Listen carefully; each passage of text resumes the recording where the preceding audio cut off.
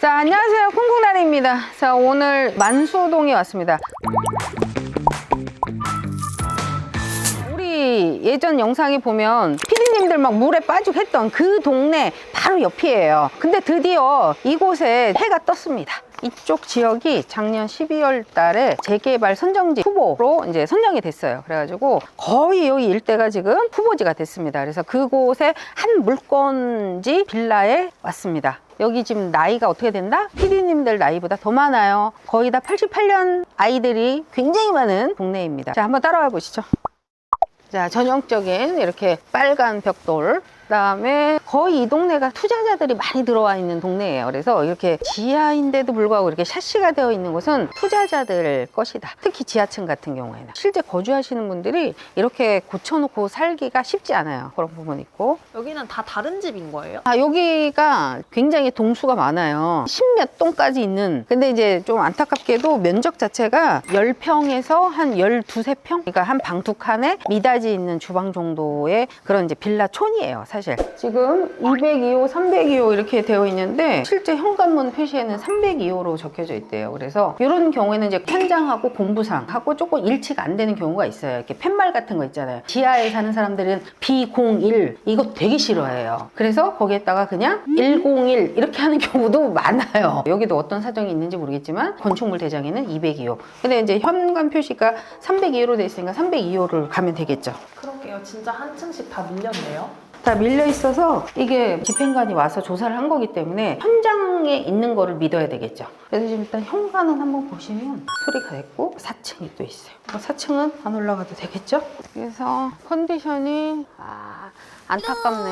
한번 수리는 하긴 했는데 어떤 게 안타까우신 거예요? 육안상 봐도 4층은 다 지금 샤시가 깨끗하잖아요. 그죠? 3층은 하긴 했는데 시즌때가 내려온 거 보면 조금 시간이 지난 것 같아요. 여기 역이랑 가까워요? 역하고는 지금 거리상으로는 한 490m 정도 되거든요. 엄청 가까워요. 예. 그러면 한번 우리가 도보로 걸어가지고 얼마나 걸리는지 한번 볼까요? 왜냐하면 얘는 재개발이 이루어지기까지는 살아야 될 거 아니야. 그러면 인프라가 좋은지 안 좋은지는 알고는 접근을 해야지 전세를 주든 월세를 주든 해야 될 거 아니에요. 그때까지는 버텨줘야 되잖아. 그럼 재개발이 되면 이런 길도 다 없어지는 거예요? 그렇죠. 재개발이 된다는 거는 거의 그냥 싹 밀고 새로운 도시를 짓는다는 개념이거든요. 그렇기 때문에 이런 도로 자체도 다 없어지고 새로 만들어질 가능성이 높죠. 이 동네 자체가 재개발이 될 거라는 감은 왔었어요. 왜냐면 바로 옆에가 지금 인천시청이고 중심부인데 바로 옆에 붙어 있는 그 동네이거든요. 근데 주차난이 어마어마한 것 그쵸? 같아요. 이 재개발의 가장 큰 부분을 차지하는 게 소방차가 들어올 수 있는 공간이 되냐 안 되냐. 조금만 요 이면 도로만 들어가도 소방차가 못 들어가요. 불이 났을 때 소방차가 여차 상황에서 들어갈 수 있냐 없냐를 가지고도 많이 재개발에 대한 판단을 많이 하는 편이에요. 이런 데는 왜 막아놓은 거예요? 지금 이제 엄청 오래 대놓으니까 벽돌이라든지 시멘트를 떨어져 나가잖아요. 그래서 자체적으로 공사를 하셔서 한 것 같아요. 그래서 동네 전체가 86년,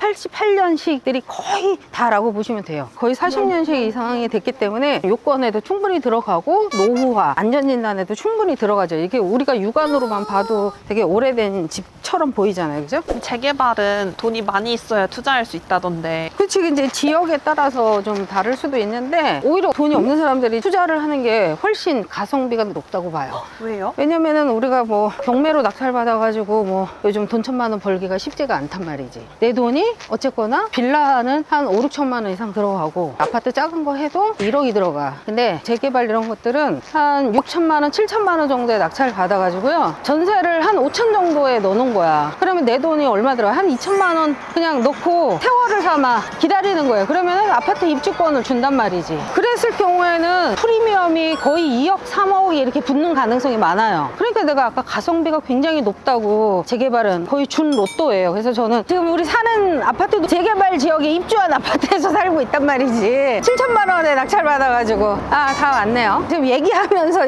인터뷰를 했기 때문에 지금 설명하면서 오냐고 지금 한 5분 걸린 거잖아요. 실제적으로 한 3, 3분 정도까지밖에 거리가 걸리지 않는다. 이렇게 한국 보시면. 들으면 집이네요. 그러니까 옆에서 자꾸 말 시켜가지고 그렇게 했잖아. 이렇게 해서 입지 확인을 좀 했고, 문제는 지하철이 인천 지하철이다라는 게 조금은 아쉬운 점? 그래도 없는 것보다는 있는 게 낫다. 그리고 주변에서 보면 알겠지만 여기가 이제 역세권 개발이에요. 오늘 물건지 자체도 역세권 개발 주변에 있는 다 재개발 후보지 선정된 곳이에요. 그래서 길게 가져가면 참 좋지 않을까. 다시 한번 가보시죠.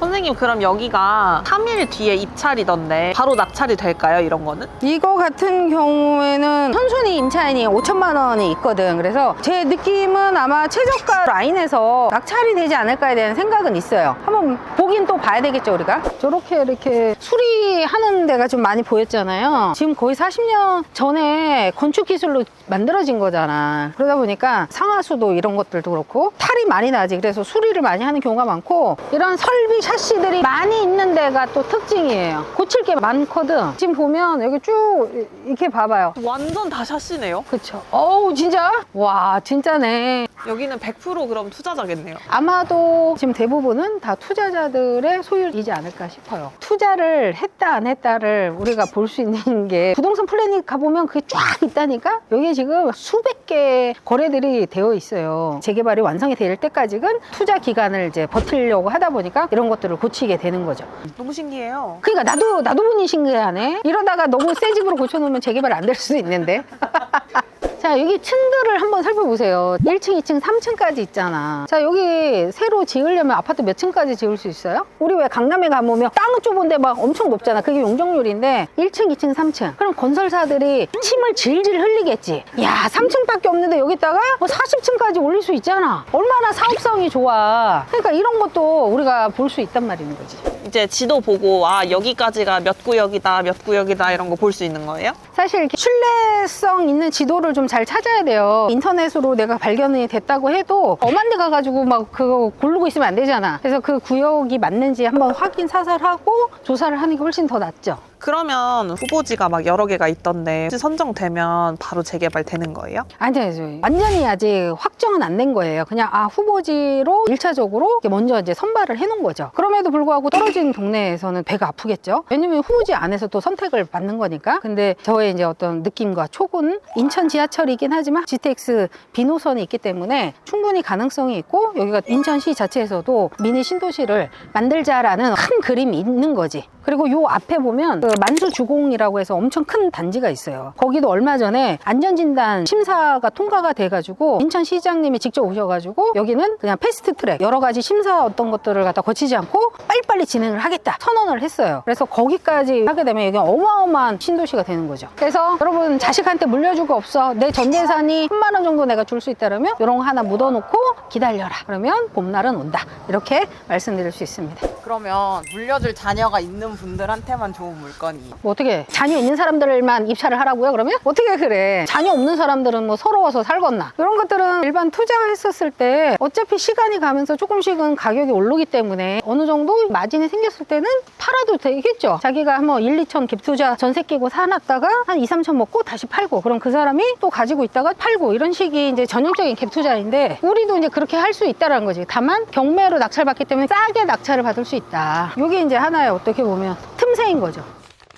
자, 마무리 한번 해보도록 하겠습니다. 이 물건에 대해서는 며칠 안 남았어요. 그래서 아마 낙찰이 되지 않을까에 대한 생각도 있는데, 감정가 9,700에서 최저가 6,790에 지금 떨어져 있는 상황인데요. 특이한 부분으로는 지금 선순위 임차인이 5천만 원에 있습니다. 그래서 전입이나 배당 이런 걸 다 신청을 했기 때문에 얘는 이제 낙찰가가 정해져 있는 거예요. 그래서 4,500에 낙찰이 됐다고 해도 500만 원은 내가 물어줘야 되는 그런 상황이에요. 그래서 제가 봤을 때는 5천만 원 이상의 값어치는 있는 빌라라고 보이기 때문에 아마도 5천만 원 이상의 낙찰은 나올 것 같습니다. 권리 분석은 별로 어려운 건 아니고요. 일단은 이걸 하나 낙찰 받고 대략 한 공주가의 126% 하면 6천만 원 이상의 전세가를 받을 수 있으니까 내 돈은 실제적으로 한 1,000만 원 미만 정도 아마 들어갈 것 같아요. 이렇게 이제 좀 긴 호흡으로 투자를 했을 때 좀 좋은 물건이다. 그렇다고 뭐 투자자들 하지 말라 뭐 이런 얘기냐, 그건 아니고, 투자자들도 내가 적당히 한 2, 3년 정도 있다가 조금만 먹고 엑시트 해야 되겠다. 그럼 그런 면에서도 괜찮은 투자 물건이라고 봅니다. 우리 돈 맨날 맨날 없다 3만 원밖에 없어요, 2천만 원밖에 없어요, 투자할 곳이 너무 없어요, 막 이렇게 울면서 징징거리지 마시고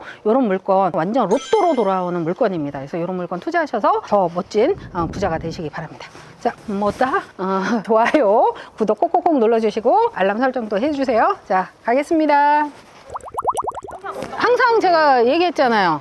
인프라가 좋은데 이렇게 길을 가다가 한숨이 나오지? 이런 데 투자하라고. 지금 약간 한숨이 안 나와요, 여기? 네, 여기 딱 지켜보면 한숨이 좀 나오잖아.